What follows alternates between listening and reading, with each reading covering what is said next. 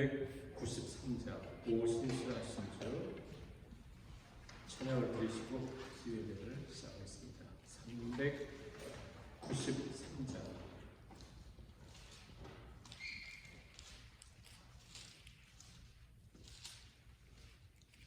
오신실하신 주 내 아버지여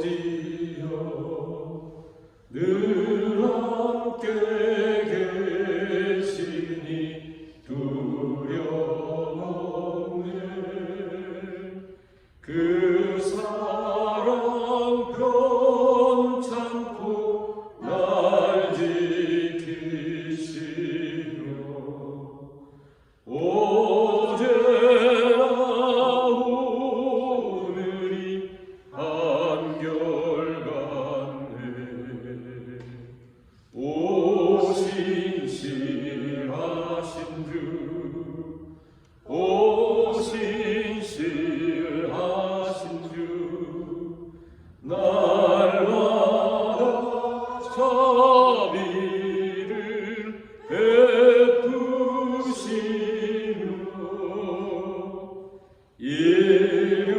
일용할 모든 것 내려주시니 오신실하신 주 나의 구주 봄철과 또 여름 가을과 겨울 해와 달 별들도 다 주의고 만물이 주 영광 그러게도다. 신실한 주 사랑 나타내네.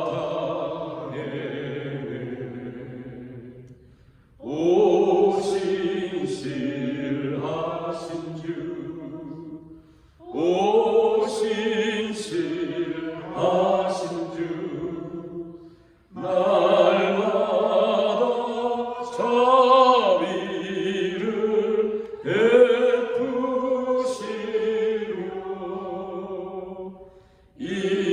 일용할 모든 것 내려주시니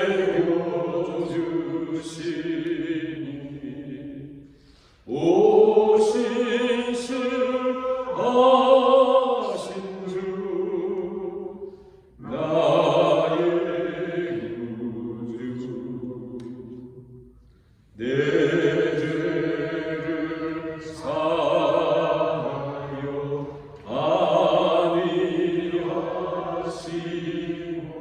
안위하시고 죽진이 오셔서 인도하네. 오늘의 힘되고 내일의 소망 주만이 만복을 내리시네.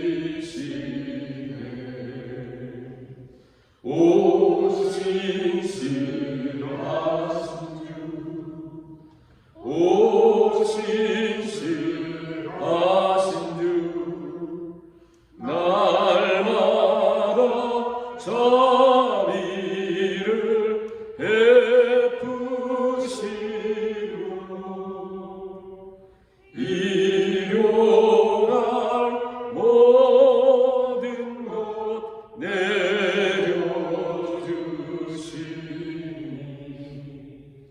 오신실하신 주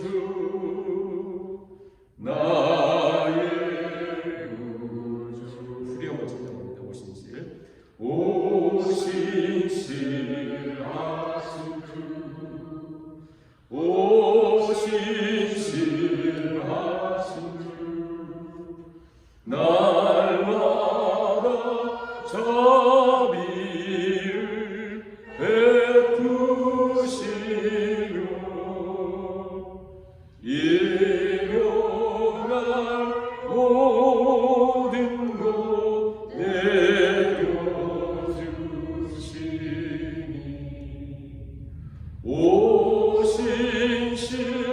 하신 주 나의 구주. 묵상 기도 드리겠습니다.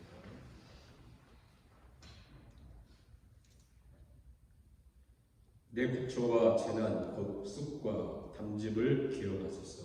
내 마음이 그것을 기억하고 내가 낙심이 되어라. 이것을 내가 내 마음에 담아두었더니 그것이 오히려 나의 소망이 되었사오니 여호와의 인자와 긍휼이 무궁하심으로 우리가 진멸되지 아니함이니이다. 이것들이 아침마다 새로우니 주의 성실하심이 크시도소이다. 아멘. 찬송가 585장 찬양하겠습니다. 585장. 내 주는 강한 성이요 안개와 병기 되시니 그날 날에서 우리를 구하여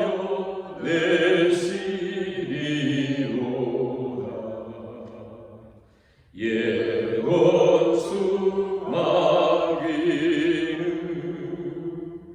이때도 힘을 써 모략과 권세로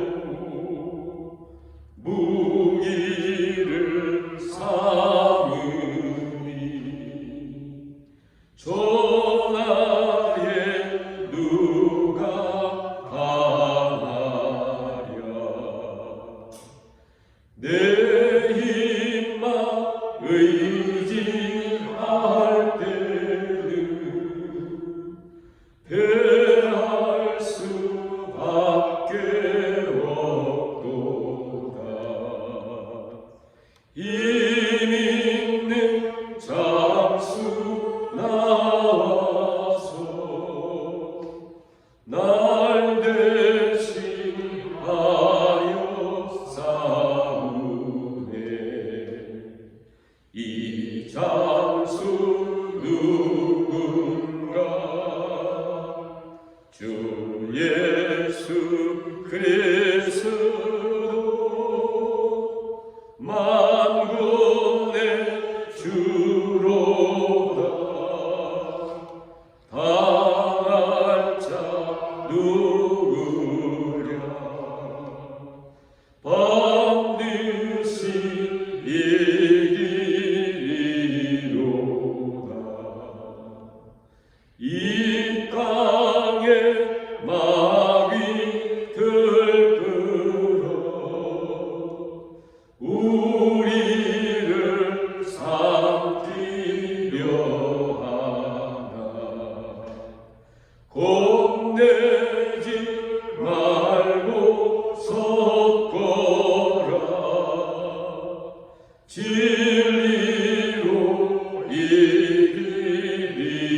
이기리로다. 진척과 재물과 명예와 생명을 다 빼앗긴데도 진리는 살아서 그 나라 영원하리라.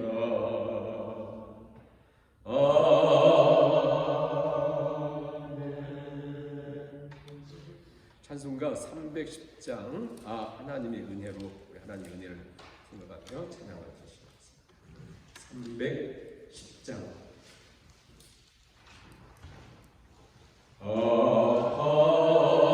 하나님의 은혜로 있을 데 없는 자 왜 구속하여 주는지 난 알 수 없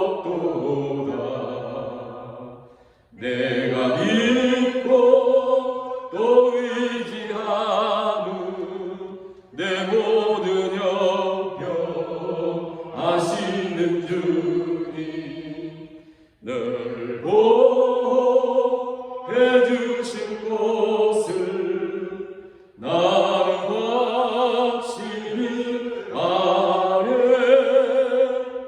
왜 내게 굳센 믿음과 또 복음 주셔서 내 맘이 항상 편한지 난 알 수 없도다. 내가 믿고 또 의지하는 내 모든 형편 아시는 주님 늘 보호해 주실 것을 나는 확실히 아네. 왜 내게 성령 주셔서 내 마음 감동해. 주 예수 믿게 하는지 난 알 수 없도다. 내가 믿고 또 의지하는 내 모든 형편 아시는 주님 늘 보호해 주실 것을 나는 확실히 아네. 주 언제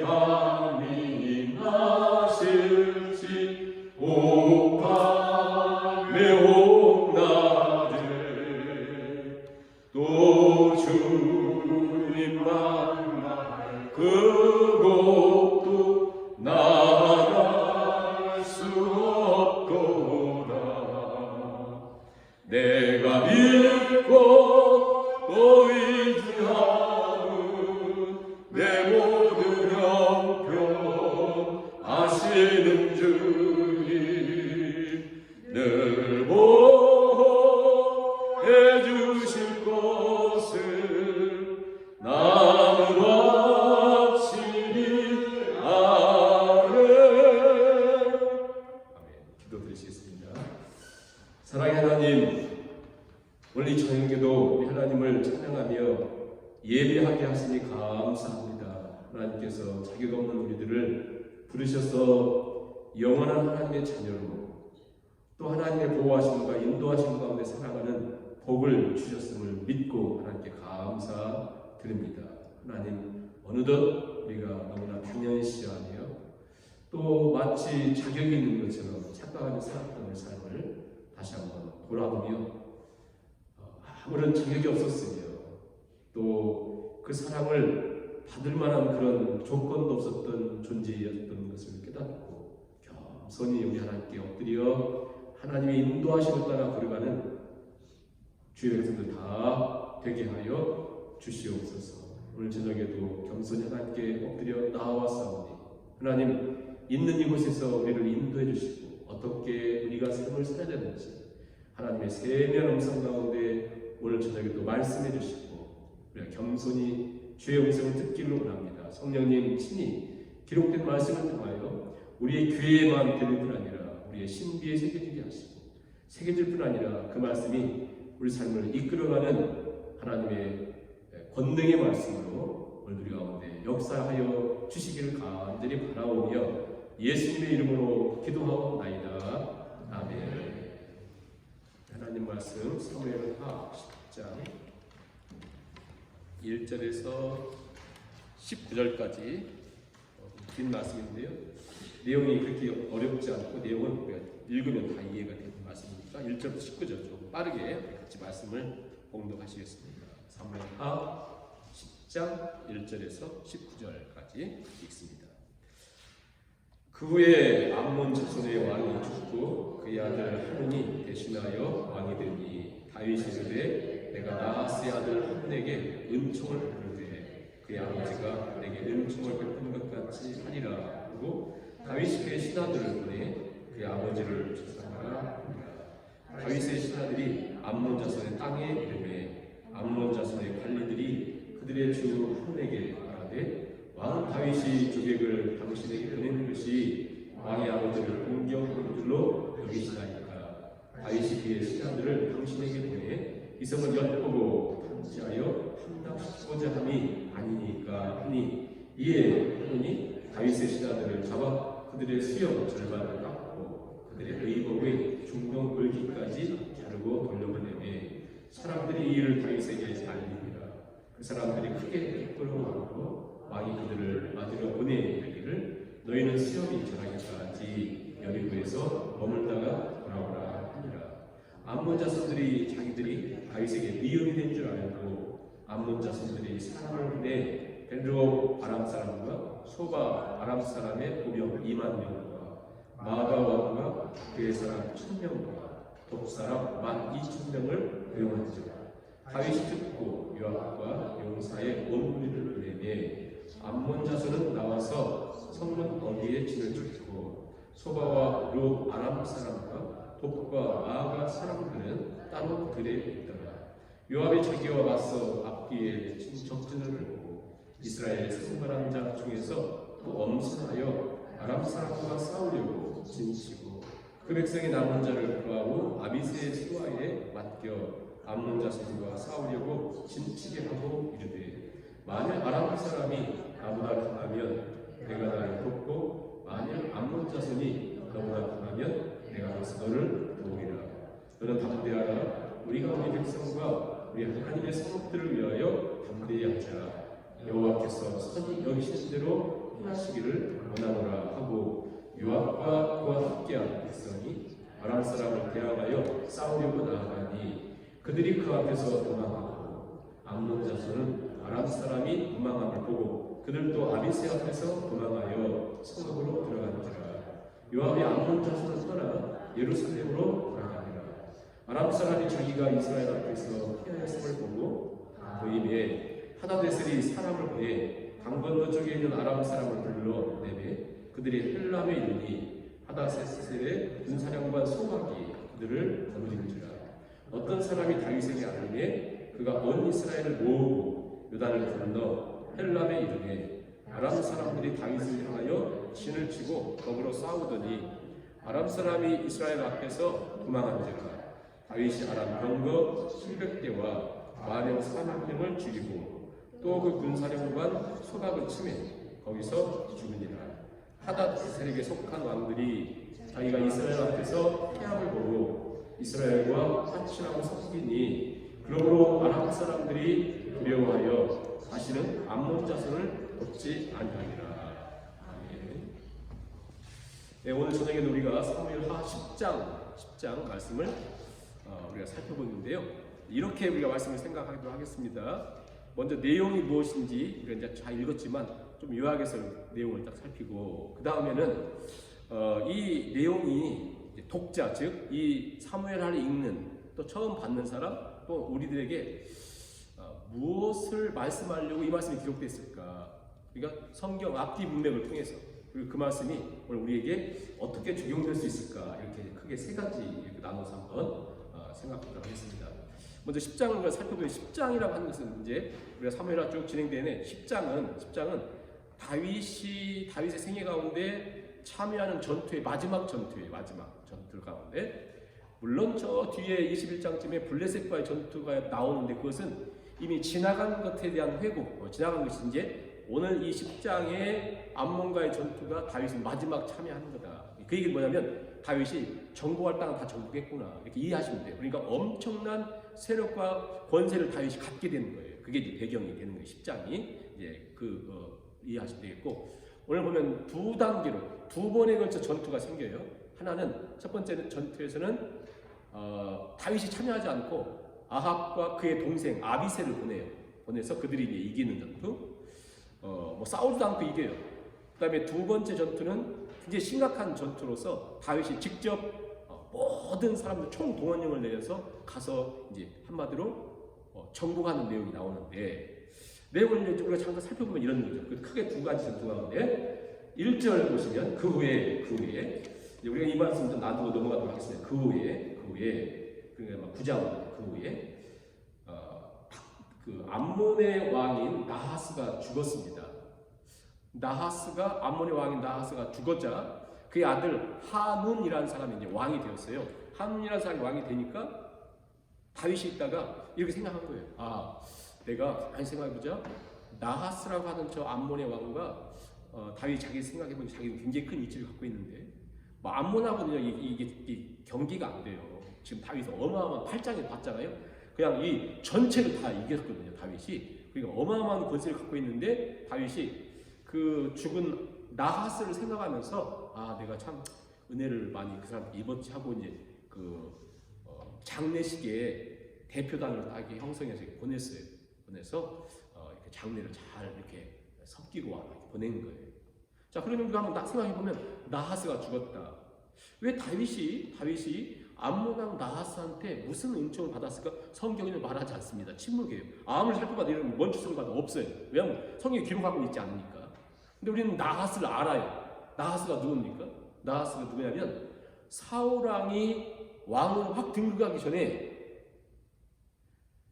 요 암몬 왕 나하스가 그 이스라엘의 가장 동편인 길르앗 야베스라고 하는 지역을 막 침략을 해가지고 거기를 막 정복하려고 하니까 이 길르앗 야베스 사람들이 우리 좀 봐주세요. 화친 좀 해주십시오 했더니 나하스가 뭐라 했냐면 내가 너희들 남자들 다 오른 다 뽑은 다음에 화친을 맺겠다. 너희들 오른 눈을 다 뽑겠다. 그러니까 이제 그 길르앗 야베스 사람들이 막 무서워가지고 이제 소를 잡아가지고 이스라엘 12지파에 막 보내가지고 우리 좀 도와주세요 했더니 누구도 돕지를 못해요. 그때 이제 사울이 왕으로 기름 부음 받았는데 아무것도 할 수가 없을 때 갑자기 성령이 막 도우심 받아서 사람들이 이끌고 가서 나하스를 쳐서 그들에게 조공을 받는 엄청난 걸 갔죠.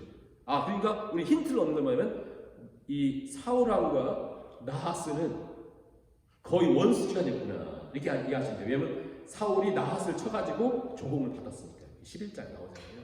그러니까 이제 이 사울이 그 다음에 이제 다윗을 막 죽이려고 하니까 다시 도망다니다가 왜 그랬는지 모르겠지만 암몬과 엮인 거예요. 그냥 아마 모압에 피했을 때 그랬는지 그 암몬 왕의 사랑을 받았어요. 도움을 받았어요. 나하스에. 그런데 이제 지금 나하스가 죽었습니다. 그랬더니 내가 나하스한테 은총을 받았으니까 내가 우리 가서 극진히 장례식 치러야지 하고 보냈어요.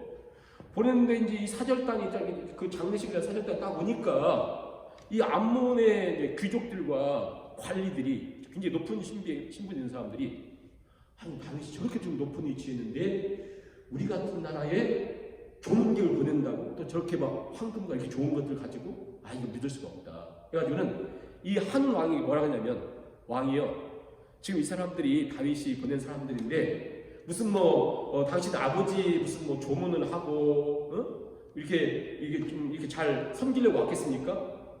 이 암몬이라고 하는 나라의 수도는 라빠예요. 라빠인데 여기는 천연의 요새입니다.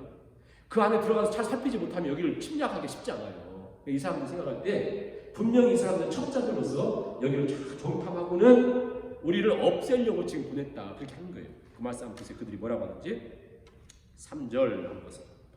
3절 보시면 암몬 자손의 관리들이 그들의 주 한운에게 말하되 왕은 다윗이 조객을 당신에게 보내는 것이 왕의 아버지를 공경하는 줄로 착각하지 마세요. 다윗이 그의 신하들을 당신에게 보내서 이 성을 엿보고 탐지하여 함락시키고자 그렇습니다. 이 한 거예요.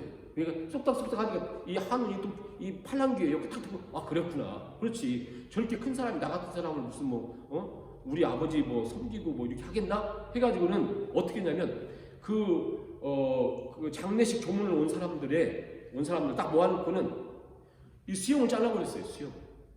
그리고 옷을 여기 옷을요 여기까지 다 잘라버린 거예요. 이제 문제는 뭐냐면 그 당시에는 제사장 외에는 거의 내의를 안 입었습니다. 우리가 영화에서도 이제 중동지방 영화 보시는 것처럼 지금도 사우디아라비아 보면 그렇게 입잖아요. 긴 옷을 막 줄줄 끌리게 남자도 입고 내일 안 입거든요. 근데 그걸 여기까지 잘랐다는 게 뭐냐면 가장 수치스러운 것을 한 거예요. 굉장히 수치스럽게 사람들을 그 기록에 의하면 어떤 기록도 뜨냐면요. 누가 수염을 이렇게 잘랐어요. 누가 사람 모욕을 주려고. 그때 많은 사람들이 자살했다는 거예요. 자살했다는 거예요. 왜? 자살이 낫지 수염 잘린 거? 이것은 중동 지방에서는 가장 큰 모욕이거든요. 그렇게 모욕을 주려고 수염을 자르고 옷을 중동가 여기 다 잘라버리는 거예요. 자, 그럼 문제는 뭐냐면 요 사절단이라고 하는 것은 이 사람들을 모욕 주려는 게 아니라 다윗을 모욕한 거거든요. 모욕, 멸시, 모멸감. 제일 무서운 게 그것을 다윗에게 한 거예요. 그리고는 이제 이렇게 보냈습니다. 그 얘기를 다윗이 들어요. 듣고는 이제 그 사람들 자체가 너무나 수치스러울 거 아니에요. 그때 너희들 나에게 오지 말아라. 다윗이 너희 오지 말고 이제 그 국경 지역이 여리고잖아요. 너희 여리고에 있으면서 그곳에서 수염이 자랄 때까지 그곳에서 머물고 쉬어라. 왜 그러겠어요? 그 수치를 회복한다는 거예요. 너무나 수치스러우니까 이렇게 회복할 수 있도록 해주죠. 다윗이. 이제 그렇게 나서는 이제 문제는 첫 번째 전쟁이 일어나는데 암몬왕 한눈이 가만히 생각해 보니까 자기가 지금 잠자는 사자의 코트를 건드렸거든요. 다윗이 팔짱에서 막 모든 그 동네 사람 다 알아요. 그 지역 사람들은 다윗이 어디로 이기냐면 에돔도 이기고 모압도 이기고 저쪽 그 유프라데 근처까지 거기까지 다 지금 막 이겼던 것이 팔짱에 나오잖아요. 블레셋도 치고 서쪽에 블레셋도 치고 다 이겼어요. 가는 곳마다 다 이겼거든요. 그러니 뭐 암몬 조그만 나라는 얼마나 무섭겠어요. 그랬더니 이제 한눈이 있다가 굉장히 두렵거든요. 자, 자기가 잘못해놓고 빨리 뉘우치면 되는데 이게 안 됩니다. 그렇게 잘못한 사람들은 절대 끝까지 가지 안 뉘우쳐요. 이게 여기 메시지가 있는 거죠. 네, 이따 이거 생각하고 그렇게 하니까는 겁나거든요.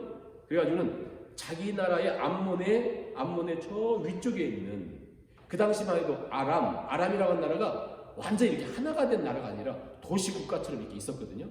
그곳에 도움을 요청해서 사람들을 사와요. 군사를 사와요. 몇 명을 사오냐면 33,000명의 군사를 사오는데 역대상에는 얼마 줬는가 나와요. 역대상에는 그 가격까지 나오거든요. 근데 아무튼 엄청난 돈을 지불하고 그 용병을 딱 사옵니다. 자, 사와가지고 33,000명을 사오는데 6절 보세요. 암몬 자손들이 그러니까 이제 한운이라고 하는 왕이 그 관리들과 생각해보니까 자기들이 다윗에게 미움이 된 줄 알고 그러니까 다윗의 코트를 건든 거예요. 무서워가지고는 사람을 보내서 벤론 아람 사람, 소바 사람, 보병 2만 명, 마가 왕과 그의 사람 1,000명, 돕 사람 12,000명, 도합 33,000명의 용병을 딱 이제 사서 이제 전쟁을 일으킨 거예요. 다윗이 그 얘기를 딱 듣습니다. 듣고는 다윗 직접 자기가 참여하지 않고 요압에게 전권을 맡겨요. 요압에게. 여러분 요압 아시죠? 요압에게 전권을 맡겨서 전쟁을 하라. 이제 전쟁이 첫 번째 전쟁이 이렇게 이루어졌습니다. 자 이제 이게 암몬이라고 하는 이 성이라면 여기가 암몬이라고 성이라면 이제 지도를 이렇게 아무튼 여기 암몬이라는 성이 이렇게 있다면 여기 성이 있다면 암몬의 도시가 이렇게 있다면 여기 들판이 있거든요. 요 들판에 누구를 있게 하냐면 용병들 33,000명이 여기를 진치게 해요. 33,000명이 여기. 그러면 이스라엘은 어디서 왔냐면 저 요단을 건너서 저쪽에서 이렇게 와야 되니까 이리 오면요 여기가 양쪽에서 이렇게 포위처럼 돼요. 양쪽에서 이렇게. 그러니까 요압이 머리를 잘 썼어요. 요압 그 장군이 어떻게 쓰냐면 동생이 아비세잖아요.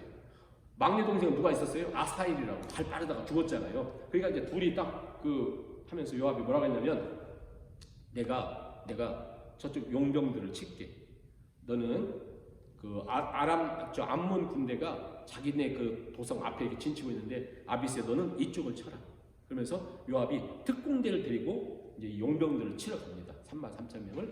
그러면서 이제 그 요압이 이제 나누어지면서 뭐라고 얘기했냐면 내가 우세하면 너를 딱 봐서 네가 좀 약할 것 같으면 내가 빨리 그 도움을 줄게. 그리고 내가 약한 것 같으면 네가 도움을 줘서 우리가 여기를 다 치자. 합력해서 두 군데 나눠서 이제 공격을 하려고 하거든요. 그래서 이제 요압이 이제 딱 적진을 이제 향해서 이렇게 오니까 그걸 보고는 막 이 용병은요. 그 요즘 러시아에서도 막 용병들 계속 싸우잖아요. 이 용병들은 아무것도 뭐 자기들 돈만 받고 하는 거지 뭐 그냥 요즘 보니까 러시아에서 그 살인자들 막 감옥에 있는 사람들 이렇게 끄집어내가지고 6개월만 전방에서 버티다가 살면 자기 고향으로 풀어줘요. 그러니까 시골 고향에서는 지금 난리가 났답니다. 왜냐면 얘들이 6개월 동안 머물러 있다가 악명 높은 살인자인데 뭐 어떻게든 살다가 와가지고 고향으로 오니까 막 사람들이 막 용병들 싸우려고 하겠어요? 특히 이제 그 외국 용병들이 자기 나라도 아닌데 돈만 받고 이렇게 있다가 이 요압이 막 오니까 막 도망가가지고 그랬더니 이제 이쪽 암몬은 자기 앞에서 이렇게 지키고 암몬 군사들이 이렇게 지키고 있다가 아이고 용병들도 도망가는데 그러니까 자기들도 톡하고 그 성의 문을 막 닫아버려요. 전쟁이 끝났어요. 이게 1차 전쟁이에요. 근데 중요한 건 뭐냐면 여기서 중요한 것은 이 요압이라고 한 요압 장군 있잖아요. 요압이 아주 이 사람이 애매해요. 다윗에게도 이게 애매해요. 다윗이 그 아사엘 그 아비새의 아들 그 동생 아사엘을 죽일 때 다윗이 저거 어떻게 해야 되는데 근데 너무 요압이 너무나 힘이 있으니 어떻게 못해요. 그러니까 요압이 나중에 또 사람 또 죽입니다. 나중에 그 아시죠? 그 다윗이 눈 감으면서 솔로몬 앉혀놓고 솔로몬아 너 내가 유언이 하나 있는데 저 요압은 네가 선발하고 그러니까 다윗의 가장 오른팔인데도 이 사람은 어떻게 제어를 못해요. 다윗이 눈 감은 솔로몬에게 네가 선발해야 된다. 나중에 그 솔로몬이 여호야다의 아들 그 군대 장관을 다 보내서 이 요압을 손을 봐요. 막 살려달라고 요압이 가가지고 성전 뿔을 막 잡잖아요. 강제로 끄집어 내가지고 죽여요.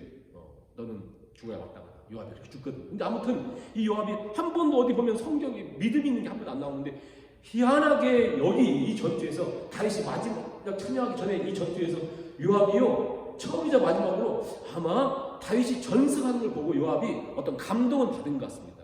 우리는 잠깐 감동은 받을 수 있지만 이제 연약함 있잖아요. 이 요압이 이때 엄청난 감동을 받고 자기가 사령관을 가면서 어마어마한 고백을 해요. 그 고백을 보세요. 12절 보세요. 이제 이게 지금 요압이 동생한테 한 얘기예요. 동생 아비새한테 너는 첫째 담대하라. 응? 담대하라. 보내면서 담대하라.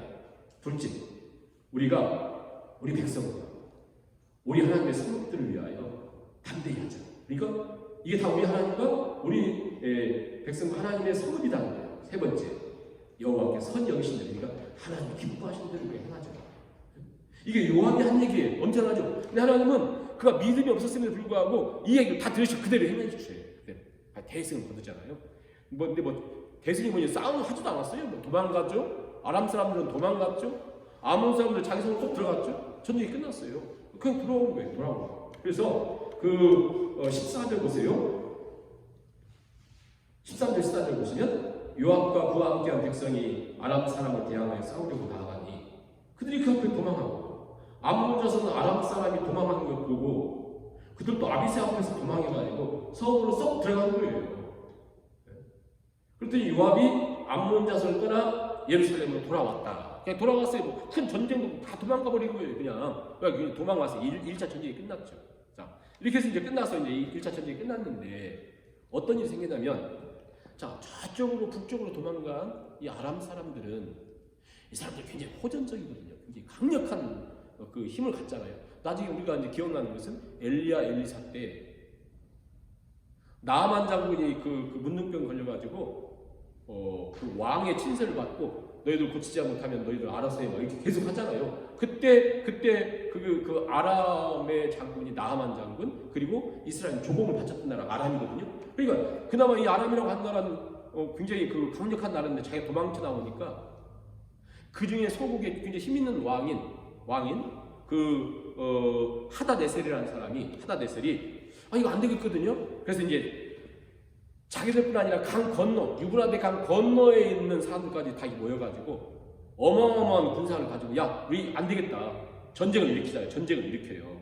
그래서 소바국 왕 하닷에셀이 이게 사람들을 이렇게 딱 이렇게 모집해가지고 소박이라고 하는 그 사령관 군대 장관에게 이 모든 걸 딱 이름을 해가지고 헬람이라고 하는 장소에서 헬람은 이제 조금 저 아람의 아래쪽에 헬람이 딱 모여가지고 큰 군사가 어마어마한 때로 모여가지고 전쟁을 딱 일으킵니다.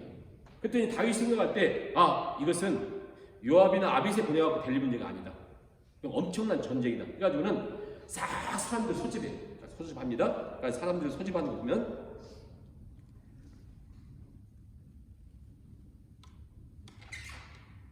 17절 보세요.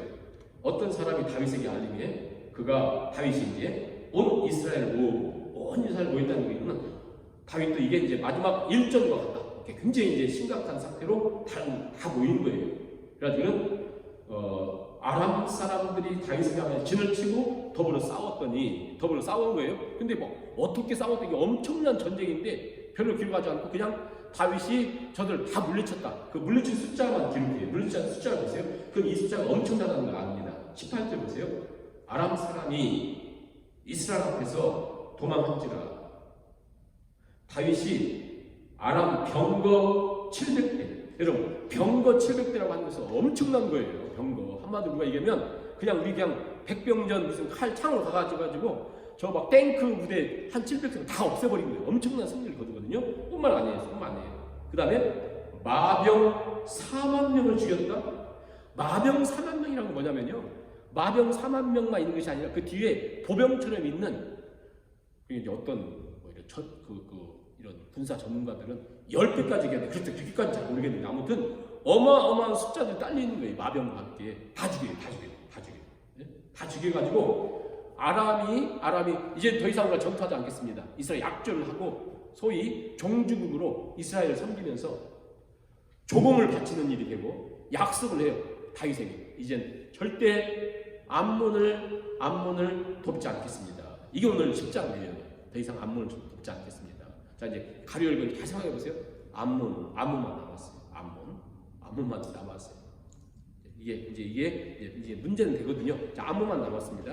아무튼 우리가 10장 내용을 봤으니까 내용을 보면서 우리가 생각해봐야 될 말씀 여기서 이제 우리 내용을 살폈으니까 한번 생각해보는 거 뭐냐면 10장은 왜 그 많은 전쟁 가운데 지금 한 전쟁을 탁 꼬집어가지고 길게 나열을 하면서 왜 우리가 무엇을 말씀하는가? 1차적으로 우리가 이제 적용하기 위해서 한번 생각을 해보면 하나님이 창세기 15장에서 아브라함에게 맹세하면서 약속했던 약속 아시죠? 계시. 신명기 11장에서 모세를 통해서 계시했던 약속이 뭐냐면 내가 내 백성 이스라엘을 땅 경계를 저 유브라데까지 내가 줄 것이다 그랬거든요. 이건요 이스라엘 믿을 사람 한 명도 없어요. 자기 나라에서도 그거 하나 감당하지 못하는데 어떻게 거기까지 줍니까? 아무도 못 믿었거든요. 근데 여기서 지금 이 다윗 때에 그 유브라데까지 이 아람 사람까지 싹 정복을 해요. 싹 정복해요. 하나님이 약속했던 것이 다 이루어졌다를 기록하려고 이렇게 자세하게 기록하고 있고요. 그 다음에 이제 우리가 한번 생각해 보는 것은 이 한운이라는 사람이에요. 한운. 그러니까 암몬의 왕 한운.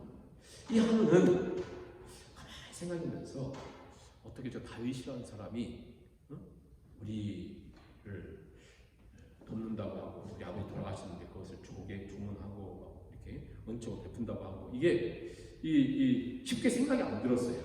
자기에게 주어진 자기가 왕이잖아요. 힘, 여건, 달란트. 자기가 가지고 있는 어떤 그 영향력을 가지고 뭘 했습니까? 다윗이라고 하는 사람이 보낸 그 조문객들을 수치와 모명을 줍니다. 수치, 멸시, 모욕, 모멸감, 수염을 자르고 옷을 자르고. 근데 여기 한번 생각해보는 게 뭐냐면 이 세상에 제일 무서운 게 뭘까? 우리 사람 살아가면서 한번 가만히 생각해보세요. 진짜 제일 무서운 것은 뭐냐면 모멸감을 받는 거예요. 수치, 멸시, 모멸감. 반드시 모멸감을 받잖아요. 멸시를 받잖아요. 그러면 이 모멸감과 멸시는 모든 사람이 동일합니다. 반드시 이 자체는 딱 들어오면 누구든지 들어오면 반드시 이게 제 얘기가 아니고 심리학자들 그 연구한 사람들 얘기 반드시 그 모멸감은 폭력성을 띈다. 어릴 때 가정에서 막 아이들 막 모멸과 학대와 그럼 이게 어떤 형식으로 드러나잖아요. 그래서 이 모멸감을 받으면 내성적이고 힘이 없는 사람은 그걸 갖고는 꼭 속으로 가지고 있으면서 화병이 걸리고 또 그게 좀 깊어지면 왜냐하면 자기가 힘도 없고 막 어떻게 할 수가 없으니까 이게 깊어지면요 자기를 죽입니다. 자살한 사람들 보면 그 어떤 순간에 모멸감을 받고 어떤 세상이든지 아무튼 어떤 상황 속에 모멸감을 받고 자기가 이렇게 막 견딜 수 없고 힘이 없으니까 그냥 자기를 죽여요. 자기를. 아니면 힘이 있고 외형적인 사람은 상대를 죽입니다. 상대를. 그래서요, 실제 우리 한국 사람도 그렇고 미국에서 많은 사람들이 모멸감을 연구를 했는데요. 그 모멸감에 대한 연구한 책에 보면 어떤 한 그 학자가 미국의 교도소의 여러 개 교도소를 통해서 이 통계를 냈는데 그 통계가 뭐냐면 그냥 대충인 그런 죄수들이 아니라 실제로 사람을 죽이고 살인죄로 들어오는 사람들을 조사를 해보니까 왜 당신은 살인했습니까? 뭐 가난해서 돈이 필요해서 이런 것도 있잖아요. 그런데 월등하게 비교가 되지 않는 퍼센티지가 뭐였냐면 그놈이 나를 멸시해서 그놈이 나를 꼬라봐서 그러니까 다 비교가 안 되게 가난, 뭐 배고픔 이런 거 비교가 안 되게요. 멸시받아서 죽였다는 거예요. 그러니까 멸시받아서 죽인 사람 반드시 멸시는 폭력성을 띠니까 멸시를 받아서 죽인 사람은 절대 뉘우침도 없습니다. 왜? 걔는 죽을만 했다 이거예요. 그러니까 우리가 매스컴 보면 정말 이해가 안 되잖아요. 어떻게 저럴 수가? 어떻게 자식이 부모를 저렇게 잔인하게 죽여놓고는 우리 엄마 아빠는 죽일만 했대 이렇게 잘하는 너무 놀랐잖아요. 저건 인간성도 없다 그랬는데 조사를 해보니까 그 안에 뭐가 있어요? 멸시를 받는 거예요. 계속해서 모욕감을 받고. 특히 살인자들 가운데 가정에서 여자를 죽인 그 살인자들 보니까 굉장히 많은 숫자가 연인, 남편, 연인 남편이었어요. 연인 남편이었다. 왜 죽였습니까? 무시, 모멸감. 그러니까 사람이 가장 힘든 상태가 고통 상태가 외로운 상태가 멸시를 받았다는 거예요. 멸시. 그러니까 가장 내가 근접한 상태, 내가 죽음과 살인과 가장 근접한 상태가 뭐냐면요, 멸시받는 거예요. 모멸감을 받는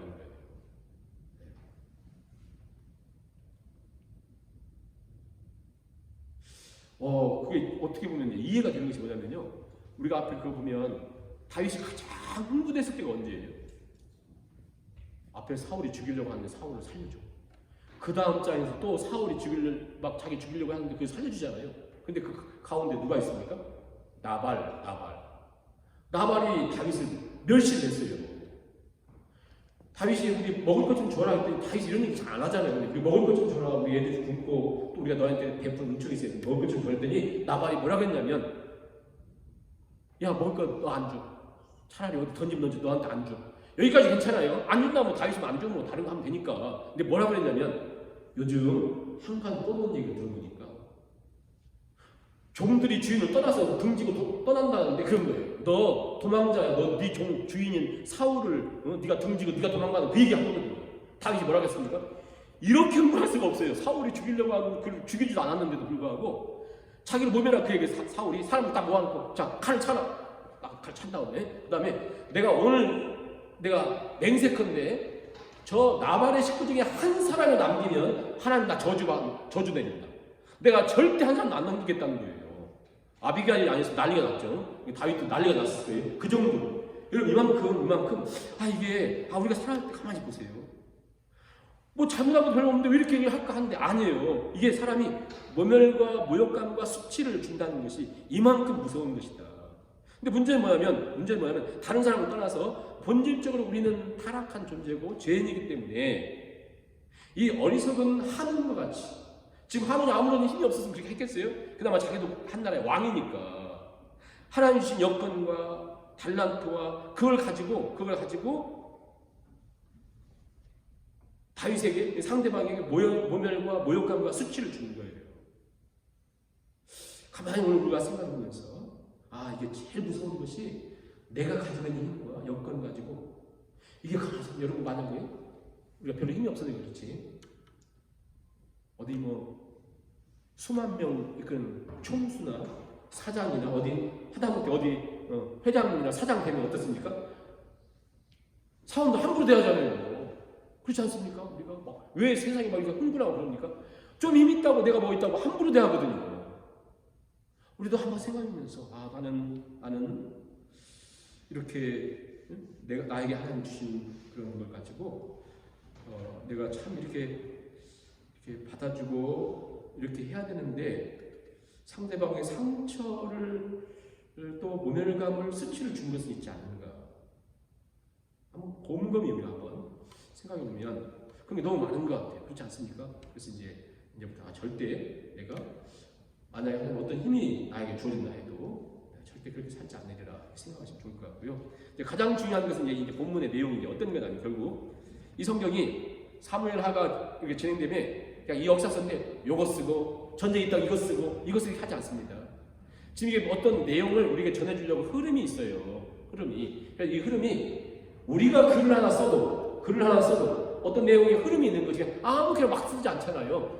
근데 하나님 말씀이 굉장히 중요한 이 계시 가운데 9장, 10장, 11장, 그 앞에 8장 이렇게 쭉 연결되면 이 무엇을 우리가 분명히 기억해야 되냐면 자, 8장을 보세요. 8장을 보시면 다윗이 하나님 주신 대로 모든 걸 승리했다. 그래서 에돔 이제 그 요단강 동편에는요 에돔, 모압, 암몬, 그 다음에 뭐 이게 소바 뭐 해가지고 뭐 이 아람으로 쭉 연결돼요. 아람 그 나라로 쭉 유프라테까지 쭉 이렇게. 그런데 이미 8장에서요 여기 다 정복했어요. 어디만 딱 빠져 있냐면 8장에 암몬이라고 하는 나라만 빠졌어요. 암몬만 빠졌어요. 근데 이 10장에서 암몬 딱 얘기하잖아요. 11장에 혹시 그 다윗이 참여하지 않은 전쟁에 요압과 우리야 죽이고 한 이 전쟁이 무슨 전쟁인지 아세요? 이게 암몬과의 전쟁이에요. 암몬과의 전쟁이에요. 그런데 10장에서 그들 확 정복하지 않고 그들이 딱 성으로 들어가니까 이제 멈췄잖아요. 이 내용을 기록하면서 이 9장과 10장을 말씀하면서 사무엘하를 기록하는 이 저자는 무엇을 지금 말씀하고 있냐면 9장 1절 보세요. 9장 1절 가만히 여러분들 보세요. 지금 9장 10장에서 8장도 마찬가지고 11장도 마찬가지고 12장에 무엇을 말씀을 하는지 다윗이 이르되 다윗이 지금 많이 정복했거든요. 8장에서 많이 편안해지니까 사울의 집에 아직도 남은 사람이 있느냐 내가 요나단으로 말미암아 그 사람에게 은총을 베풀리라. 요나단 죽었잖아요. 요나단으로 말미암아 은총을 베풀겠다. 3절도 보세요. 왕이 다윗입니다. 사울의 집에 아직도 남은 사람이 없느냐 내가 그 사람에게 하나님의 은총을 베풀겠다. 여기서 말하는 하나님의 은총이 은총이란 헤세드예요. 헤세드. 사랑, 자비, 인애, 용서, 긍휼 뭐 아무튼 이런 것을 그러니까 우리에게 없는 좋은 모든 걸 얘기할 때 이 헤세드의 은총을 내가 다윗이 말하는 베풀겠다 그래요. 베풀겠다. 10장도 보세요. 10장도 뭐라고 시작되냐면 10장 오늘 10장 1절 2절 보시면 그 후에 9장 후에 그렇게 얘기한 후에 암몬 자손 왕의 하문이 나하스가 죽었으니까 그의 아들 하문이 왕이 되었으니까 다윗이 이르되 내가 나하스의 아들 하문에게 헤세드 은총을 베풀 때 그의 아버지가 내게 은총을 베푸는 것 같이 내가 하늘에게 은총을 베풀리라. 지금 무엇을 얘기하냐면 9장 10장에 하나님이 은총을 베풀겠다. 하나님 주신 그 은총을 그대로 자기가 흘러서 주겠다는 거예요. 근데 여러분 이게 이제 왜 우리가 굉장히 심각하게 고민을 해봐야 되냐면 자 은총을 내려주는 거예요. 9장에서는 저 요나단을 기억해서 그의 후손이 남았는데 무비보셋이라고 다리가 다 지금 그 도망쳐 나오면서 넘어져가지고 떨어뜨려가지고 다리가 다 불구자예요. 그를 찾아서 반드시 새로운 왕이 생기면 그 전의 왕의 그 후손들 다 죽여야 되는데 다윗이 요나단을 기억해서 은총을 베풀었어요. 여기 9장에서는 무비보셋에게 10장에서는 나쁜 사람이지만 나하스의 그 은총을 기억하면서 그 은총을 그의 아들 한운에게 다윗이 베풀겠어요. 이렇게 두 개지. 네, 베풀어요. 자, 동일하게 우리가 은총을 베푼단 말이에요. 은총을 베풀어요. 왔는데, 여러분 기억해야 될 건 뭐냐면, 동일하게 은총을 내리는데 9장에서는 이 무비보셋의 반응이 굉장히 중요합니다. 10장에서 이 한운의 반응이 굉장히 중요해요. 왜냐하면 이게 오늘 우리가 살아가는 삶에 하나님의 은총을 어떻게 우리는 반응하고 있는가 정확히 보여주거든요. 우리가 질문을 하고 있는 거거든요. 자, 그러면 여기 무비보셋에게 다윗이 은총을 베풀 때 이 하나님은 베푸신 은총 앞에 우리가 이 반응이 아니면 그 은총을 우리가 언제 누리고 살지를 못해요. 둘 중에 하나 중간은 없습니다. 그래서 무비보셋에게 딱 이 은총을 내리니까 그가 뭐라고 반응하냐면요. 보세요. 무비보셋은 이미 멸망받아야 되고 왕족으로 딱 씨를 말해 다 죽여야 되고, 그리고 자기는 다리 저는 불구자, 그 당시에 불구자는요 이렇게 귀한 일 할 수가 없거든요. 그런데 그가 뭐라고 하냐면 다윗이 불러서 내가 은총 베푸겠다 그랬더니 6절 보세요. 6절 보시면 사울의 손자 9장 9절 요나단의 아들 무비보셋이 다윗에게 나와 엎드려 절하매 다윗이 이르되 무비보셋이여 하니 그가 뭐라고 하냐면 당신의 종입니다. 당신의 종입니다. 7절에 내가 너에게 은총을 베풀리라. 내가 너에게 은총을 베풀리라. 그랬더니 8절 같이 읽겠습니다. 너무 중요한 말씀. 여러분들 우리가 숨을 거둔 날까지 절대 잊으면 안 돼요. 8절 시작. 그가 절하여 이르되 이 종이 무엇이기에 왕께서 죽은 개 같은 나를 돌아보시나이까. 여러분 보세요. 이게 사라졌어요. 오늘 우리에게. 이 무비보셋이 뭐라고 하냐면 먼저 그 앞에 다리도 불고 가진 사람이 이렇게 절을 하고는 절을 합니다. 절하고 뭐라면 이 종이 무엇이기에 높으신 왕이 죽은 개 같은 나를 돌아보니까 보세요. 겸손과 자기의 무가치함, 그 저기 크심과 나는요 죽은 개 같은 나인데 어떻게 하나님이, 이게 우리 성경에서는 사도 바울의 날 고백 아닙니까? 그렇잖아요. 어떻게 죽은 개 같은 나를 이렇게 돌보십니까? 다윗이 이렇게 선포합니다. 너 오늘부터 내 왕자들이 같이 식사하는 왕의 그 식탁에 넌 반드시 내 옆에 앉아서 식사하자. 높이 맞죠? 이게 9장이에요. 9장. 10장 보세요. 똑같은 은총을 베풀었는데 지금 한운이 잘해서 한 거 아니잖아요. 한운이 뭘 잘했다.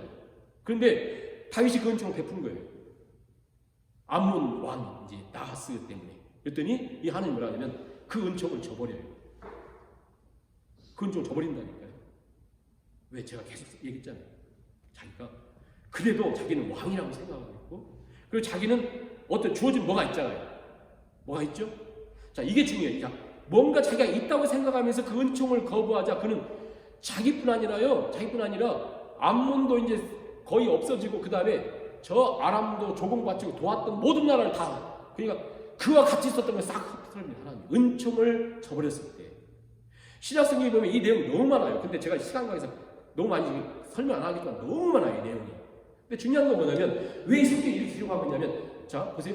9장에서 무비보셋은 그 하나님의 은총을 겸손히 나는 종이요, 나는 무가치한 자요, 나는 죽은 개 같은 자인데 어떻게 이렇게 하십니까? 했더니 가장 높여주죠. 10장에 한운이 자기가 뭔가 있다고 생각하면서 깝죽깝죽하다 완전히 모두가 망해버리죠. 근데 문제는 뭐냐면 지금 이게 암몬 왕이잖아요. 11장에 가면 암몬과의 전투가 있을 때 다윗이 참여하지 않습니다. 그리고 뭔 일이 생기냐면 밧세바를 취해요. 그래서 범죄를 숨기기 위해서 우리아를 전쟁터에 보내서 그 전쟁터가 암몬과의 전쟁이에요. 그리고 그 전쟁에서 몇 사람이 위에서요 성에서 돌짝 던져가지고 깨져 죽었어요. 그러면 이 왕에게 굉장히 심각한 문제고 군사들이 많이 죽었어요. 요압은 속 도망쳐 나오고 왕이 시킨 대로 왕에게 딱 얘기했더니 야 전쟁이라 죽으라고 있는 거야. 이 다윗이 이래요. 11장은 뭡니까?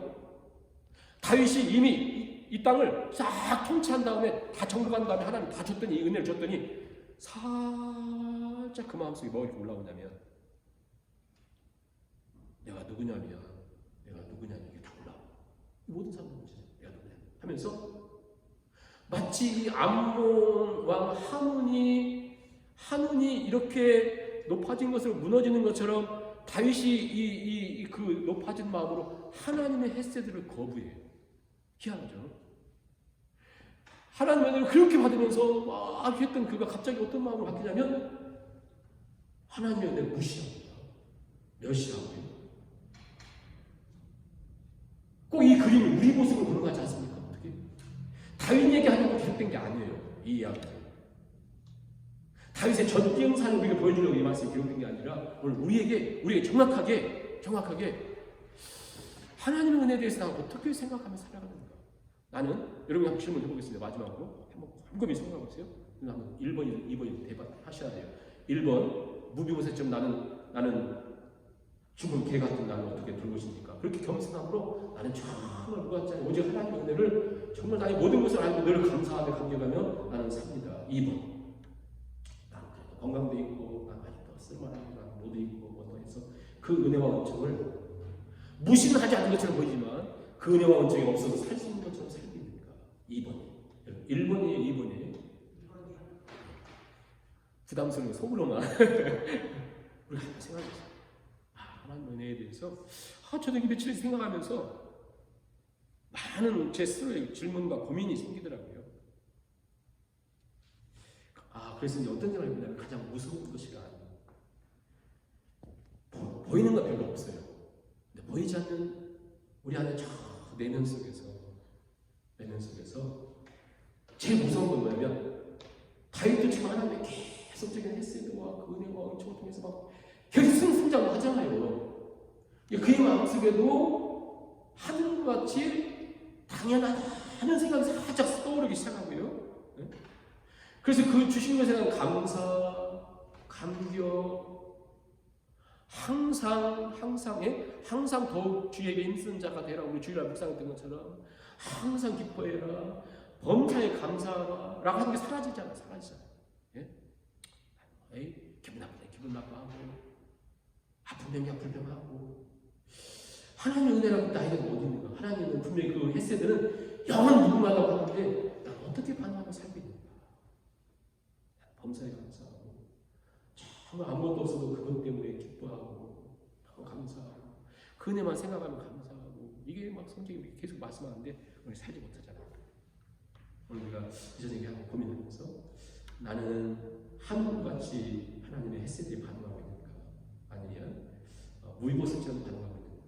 아니면 하늘을 물러치면서까지도 다윗은 그 은혜를 깨닫지 못한 그쪽 헤세드를 깨닫지 못한 채 그도 방방거리면서 완전 이제부터는요 전쟁은 없고 거의 전쟁은 없고 내분이잖아요. 그 가정과 이스라엘 안에서 막 계속 싸움이 있다잖아요. 하나님 말씀했어요. 나단 선지자를 통해서 네 가정에 칼이 끊치지 않으리라. 얼마나 무서워. 하나님의 헤세드를 거부했을 때는 반드시 하나님의 헤세드. 오늘 우리에게 예외되는 날이죠. 이 시간 누른가 한번 조용히 찬양을 드리면서 우리 고백을 한량없는 은혜, 갚을 길 없는 은혜, 내 삶을 위해서 하나님 우리가 하나님의 은혜를 생각하는 삶 될 수 있도록 한량없는 은혜, 갚을 길 없는 은혜, 내 삶을 내어 사는 하나님의 은혜, 하나님의 은혜, 나 주저없이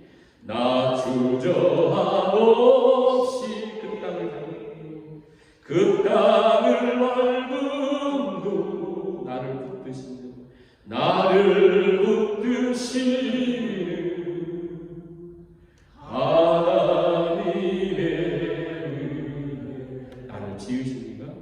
나를 지으신 이가 하나님, 나를 부르신 이가 하나님,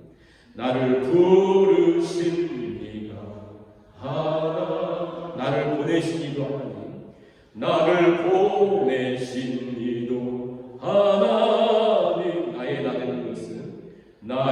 나 된 것은 다 하나님 은혜, 나의 달려갈 길 다 가도록 나의 마지막 호흡 다 하도록 나로 그 십자가 품게 하시니, 나의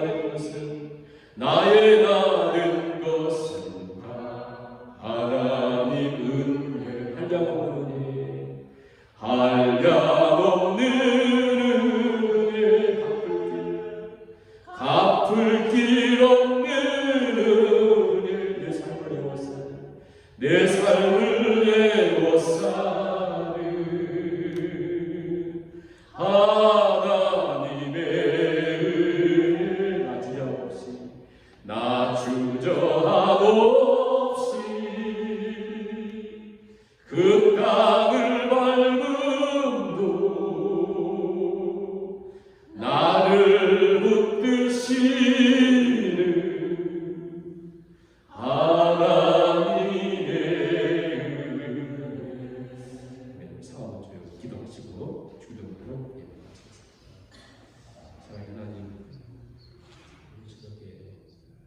주의 말씀 앞에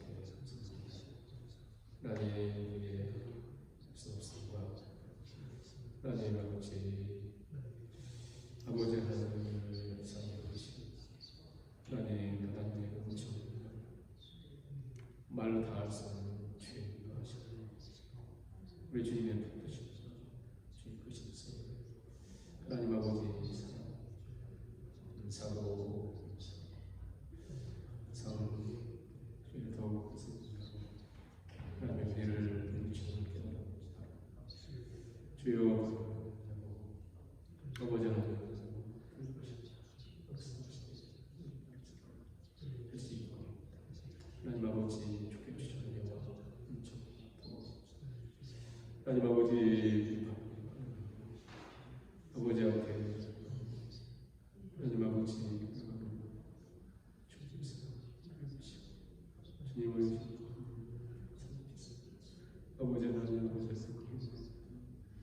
아버지 하나님 아버지 하나님 주여 하나님 아버지 아버지 앞에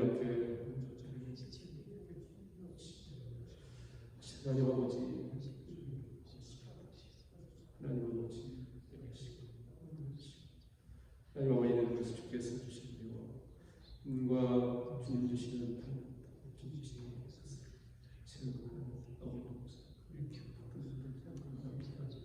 주여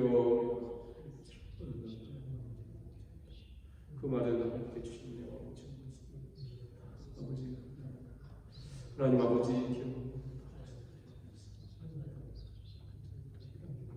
주여 기도하고 주께서 하나님의 정하는 자로 사랑과 돌보심과 하심을 통해서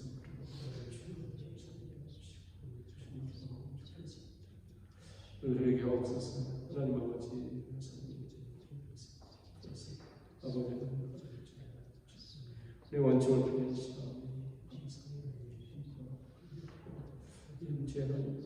주여 예배하고 싶습니다. 오늘의 은혜를 함께 하시고 거룩하신 하나님께서 인도하시는 아버지는 합니다. 하나님 너무나 하나님 아버지는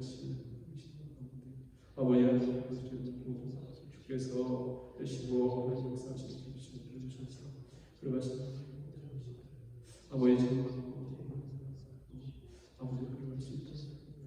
말씀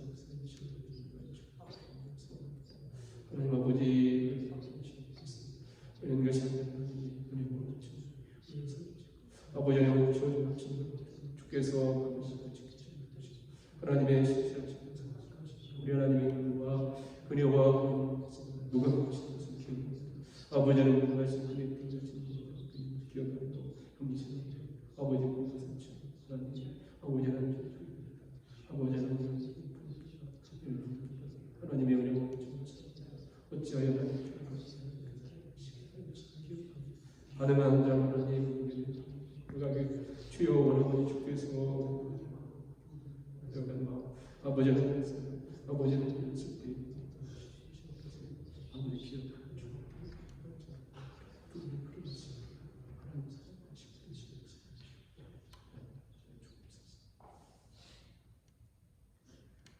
하늘에 계신 우리 아버지여 이름이 거룩히 여김을 받으시고 나라의 마옵시며 뜻이 하늘에서 이루어진 것같이 땅에서도 이루어지이다. 오늘날 우리에게 일용할 양식을 주옵시고 우리가 우리에게 죄진 자를 사하여 준 것 같이 우리의 죄를 사하여 주옵시고 우리를 시험에 들게 하지 마옵시고 다만 중에서 대개 나라와 권세와 영광이 아버지께 영원히 있사